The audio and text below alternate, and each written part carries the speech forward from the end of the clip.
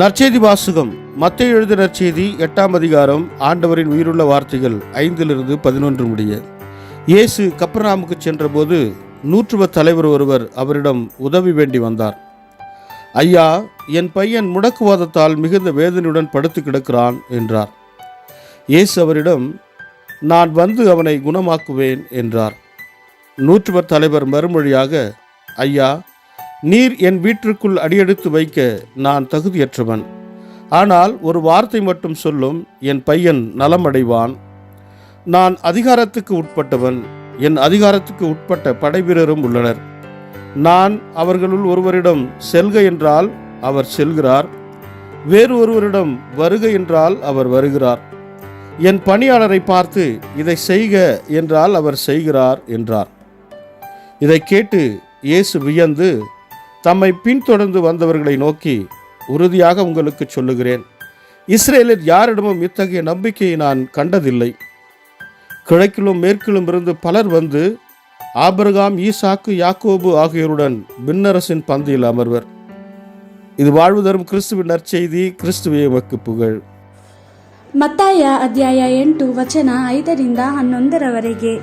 ಯೇಸು ಕಪೆರ್ನೌಮ್ ಪಟ್ಟಣಕ್ಕೆ ಹೊರಟು ಹೋದನು. ಆತನು ಪಟ್ಟಣಕ್ಕೆ ಪ್ರವೇಶಿಸಿದಾಗ ಸೈನ್ಯದ ಅಧಿಕಾರಿಯೊಬ್ಬನು ಬಂದು, ಪ್ರಭುವೇ, ನನ್ನ ಸೇವಕನು ಕಾಯಿಲೆಯಿಂದ ಹಾಸಿಗೆಯ ಮೇಲಿದ್ದಾನೆ, ಅವನು ಬಹಳ ನೋವಿನಿಂದ ನರಳುತ್ತಿದ್ದಾನೆ ಎಂದು ಸಹಾಯಕ್ಕಾಗಿ ಬೇಡಿಕೊಂಡನು. ಯೇಸು ಆ ಅಧಿಕಾರಿಗೆ, ನಾನು ಬಂದು ಅವನನ್ನು ಗುಣಪಡಿಸುತ್ತೇನೆ ಎಂದು ಹೇಳಿದನು. ಅದಕ್ಕೆ ಆ ಅಧಿಕಾರಿ, ಪ್ರಭುವೇ, ನನ್ನ ಮನೆಗೆ ನೀನು ಬರುವಷ್ಟು ಯೋಗ್ಯತೆ ನನಗಿಲ್ಲ. ಅವನಿಗೆ ಗುಣವಾಗಲಿ ಎಂದು ನೀನು ಆಜ್ಞಾಪಿಸಿದರೆ ಸಾಕು, ಅವನಿಗೆ ಗುಣವಾಗುವುದು. ನಾನು ಸಹ ಬೇರೆ ಅಧಿಕಾರಿಗಳ ಹದ್ದಿನಲ್ಲಿದ್ದೇನೆ. ನನ್ನ ಹದ್ದಿನಲ್ಲಿ ಸಿಪಾಯಿಗಳಿದ್ದಾರೆ. ನಾನು ಒಬ್ಬ ಸಿಪಾಯಿಗೆ ಹೋಗು ಅಂದರೆ ಅವನು ಹೋಗುತ್ತಾನೆ, ಮತ್ತೊಬ್ಬ ಸಿಪಾಯಿಯು ಬಾ ಅಂದರೆ ಅವನು ಬರುತ್ತಾನೆ. ನಾನು ನನ್ನ ಸೇವಕನಿಗೆ ಇದನ್ನು ಮಾಡು ಅಂದರೆ ಅವನು ವಿಧೇಯತೆಯಿಂದ ಮಾಡುತ್ತಾನೆ. ನಿನಗೂ ಇದೇ ರೀತಿಯ ಅಧಿಕಾರವಿದೆ ಎಂದು ನನಗೆ ಗೊತ್ತಿದೆ ಎಂದು ಹೇಳಿದನು. ಇದನ್ನು ಕೇಳಿ ಯೇಸುವಿಗೆ ಆಶ್ಚರ್ಯವಾಯಿತು. ಯೇಸು ತನ್ನ ಸಂಗಡ ಇದ್ದವರಿಗೆ, ನಾನು ಇಸ್ರೇಲಿನಲ್ಲಿಯೂ ಸಹ ಇಷ್ಟು ನಂಬಿಕೆಯುಳ್ಳ ವ್ಯಕ್ತಿಯನ್ನು ಕಾಣಲಿಲ್ಲ ಎಂದು ನಿಮಗೆ ಸತ್ಯವಾಗಿ ಹೇಳುತ್ತೇನೆ ಎಂದನು. ಅನೇಕ ಜನರು ಪೂರ್ವ ಮತ್ತು ಪಶ್ಚಿಮ ದಿಕ್ಕುಗಳಿಂದ ಬರುತ್ತಾರೆ. ಅವರು ಪರಲೋಕ ರಾಜ್ಯದಲ್ಲಿ ಅಬ್ರಹಾಂ, ಈಸಾಕ್, ಯಾಕೋಬ ಇವರ ಸಂಗಡ ಕುಳಿತುಕೊಂಡು ಊಟ ಮಾಡುತ್ತಾರೆ. ದೇವರ ವಾಕ್ಯವಿದು.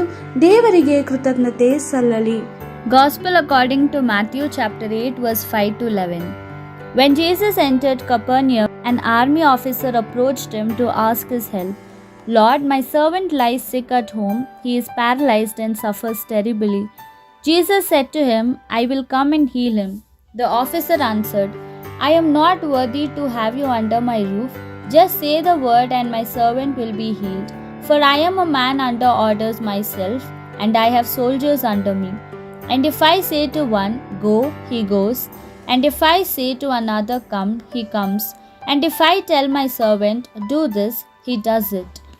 When Jesus heard this, he was astonished and said to those who were following him, I tell you, I have found no one in Israel with faith like this. I say to you, many will come from east and west and sit down with Abraham, Isaac, and Jacob at the feast in the kingdom of heaven. The Gospel of the Lord. Praise to you, Lord Jesus Christ.